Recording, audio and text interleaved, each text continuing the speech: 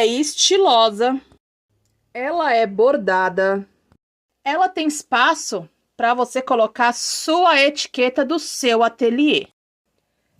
E eu estou falando dessa maravilhosidade que é essa mini necessaire multiuso feito com retalhos de tecido e bordada na sua máquina doméstica. Quer aprender como faz essa lindeza? A aula já está disponível lá no canal Ateliês TSL.